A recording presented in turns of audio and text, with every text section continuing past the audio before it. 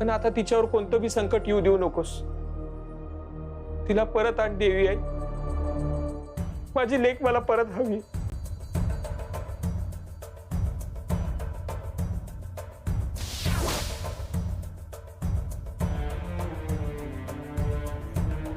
देवी आई, जोपर्यंत तू तिला परत आणून देणार नाहीस तोवर म्या इथून हलणार नाही.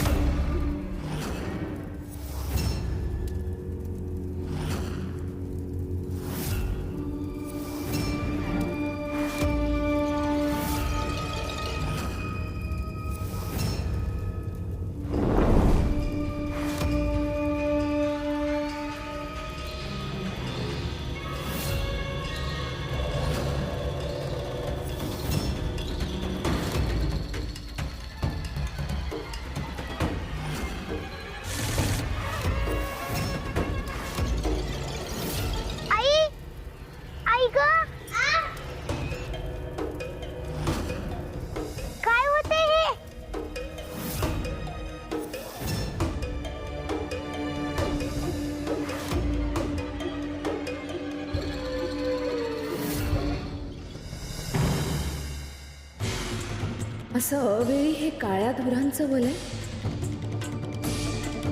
हे कोणत्या अशुभाचे संकेत आहेत?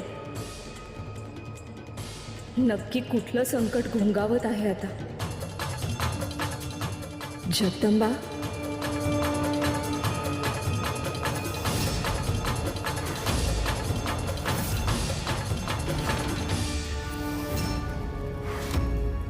तुळजाला प्रकट करण्यासाठीचा उपाय हा. आता तुळजाला इथे प्रकट व्हावंच लागेल. तुळजा जिथे कुठे असेल तिथून खेचून आम्ही तिला इथे आणणारच.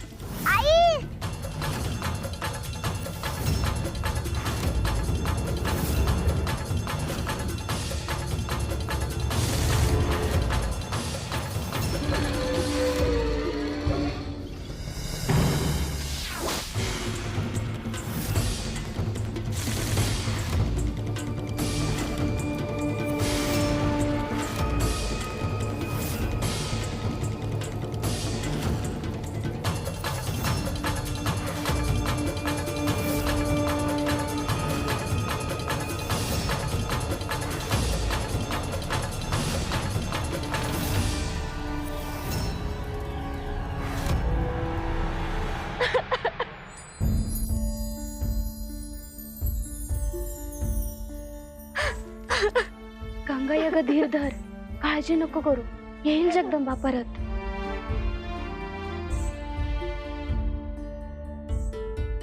जाऊबाई, कुठे गेली असेल माझी पोरगी? समद्या ठिकाणी शोधलं, हे मी तिला कुठेतरी शोधायला गेले, पण तिचा अजून बी पत्ता नाही. हो ग, सापडेल ती. तू काळजी नको करूस. काळजी वाटणारच ना हो. तिला आधी बी माझ्यापासून लांब करण्याचा प्रयत्न झाला होता. वेगवेगळ्या लोकांनी तिला माझ्यापासून हिरावून नेण्यासाठी काय काय केलं होतं, आणि त्यातले काही मायावी सुद्धा होते. काय सांगते? हो वय, एक तर मायावी रूप घेऊन घरात आली होती. तिनं माझं शिळेत रूपांतर केलं.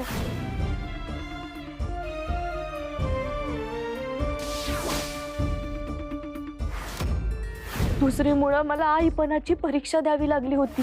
जगदंबाला सांभाळणारी गंगाई आणि तिची खरी आई असल्याचं सांगणारी मोहिनी, या दोघींची परीक्षा होईल. परीक्षा म्हणजे नेमकं काय असणार आहे? आजची रात्र अमावास्येची रात्र आहे.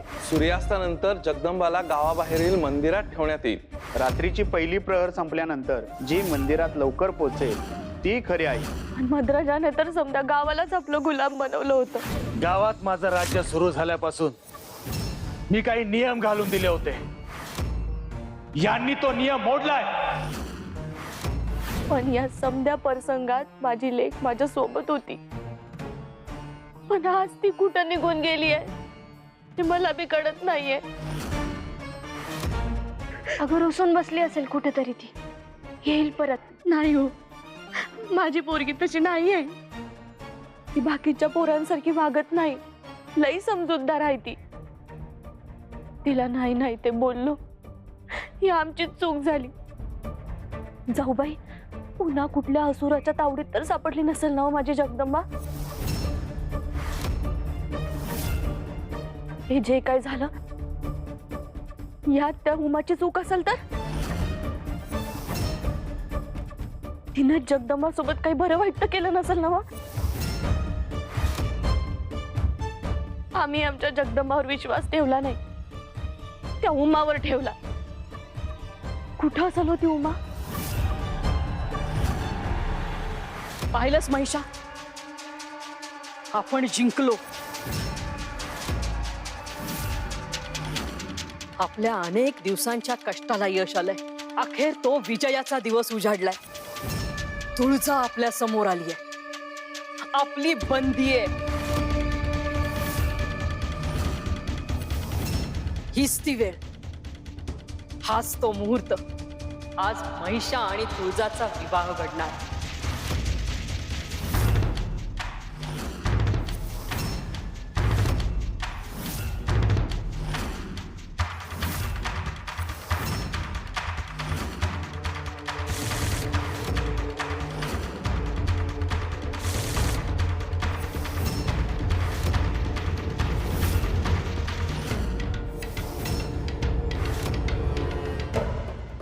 तुळजा, अखेर तू आमच्या समोर उभी आहेस.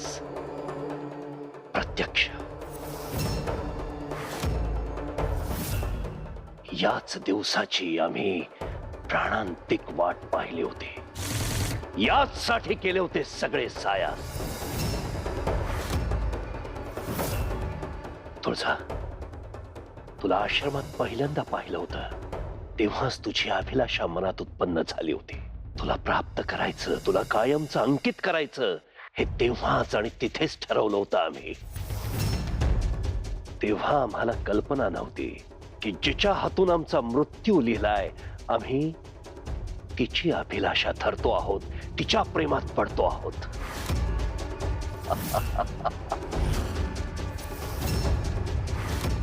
किती विचित्र आहे हे सगळं. तुझ्याशी विवाह करण्याची इच्छा अट्टहासामध्ये रूपांतरित झाली आहे. याला कारण आहे,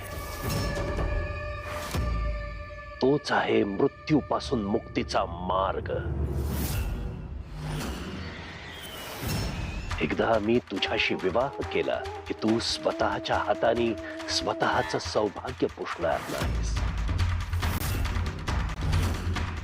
स्वतःच्या पतीचा वध तू करू शकणार नाहीस.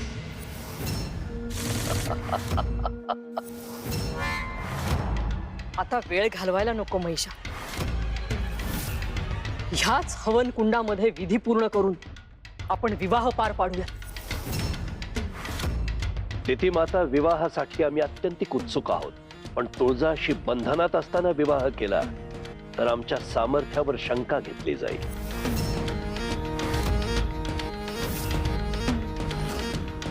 असुर नरेश, आपण हिला बंधनमुक्त करत आहात. आपण जर हिला मुक्त केलं तर ती स्वतः कपट करून इथून स्वतःची सुटका करून घेईल आणि एवढंच नाही तर आपल्यावरती घातपात सुद्धा करेल.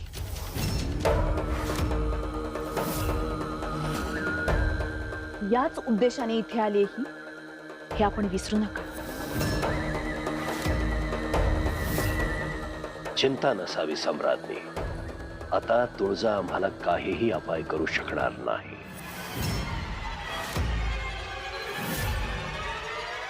आपण तुळजालाच विचारूया. तुळजा, तुला अशी बंधनात राहून आमच्याशी विवाह करण्याची इच्छा आहे की बंधमुक्त हो?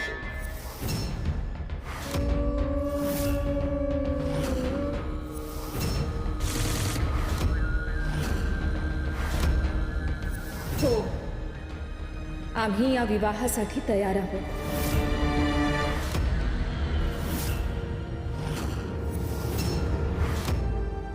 कोणत्याही बंधनाविना हा विवाह व्हावा अशी आमची इच्छा आहे. मात्र आमच्या काही अटी आहेत.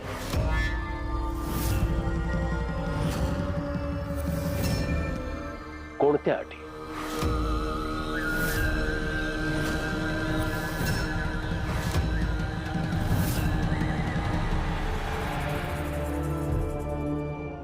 बघ गंगाई, मी म्हटलं होतं ना हे इथंच भेटतील ते.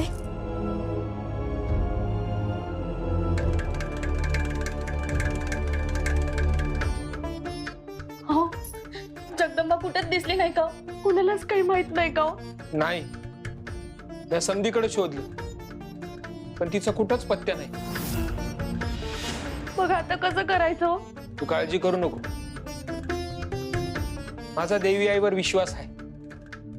ती तिची काळजी घेईल. देवी आईच तिला परत घरी आणेल.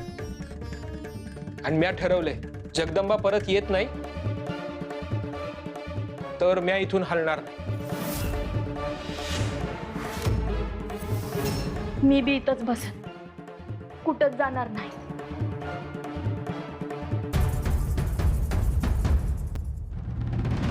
आम्ही बी आहोत. होय.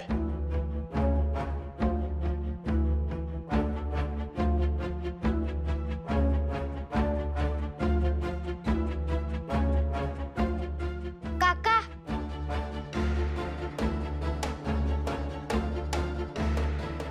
आम्ही पण थांबतो जगदंबासाठी.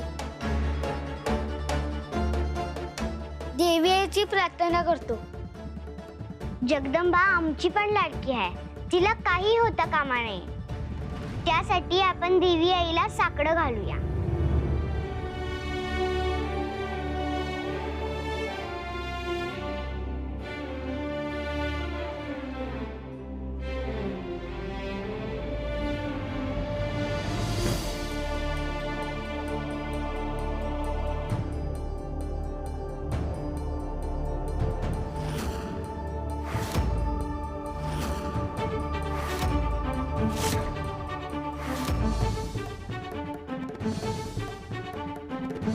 आणा, आम्ही पण आहोत. होय, आम्ही पण आहोत.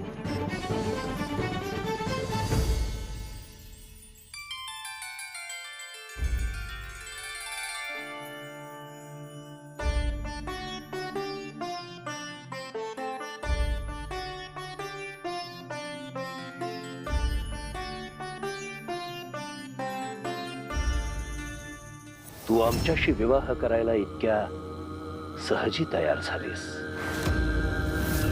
याचं आश्चर्य वाटतंय आम्हाला. अटी सांग.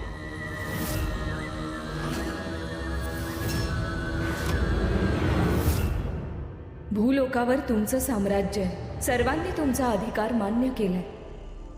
आता तुमचं राज्य मान्य करण्यासाठी कुणावरही अत्याचार करण्याची आवश्यकता नाहीये. अर्थात मान्य आहे.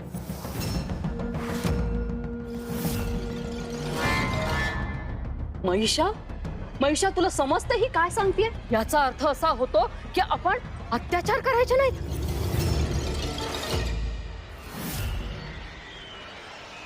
दिती माता, त्रैलोक्यावर आपला अधिराज्य आहे. आता काहीही प्राप्त करण्यासाठी कुणावर अत्याचार करण्याची आवश्यकताच नाही.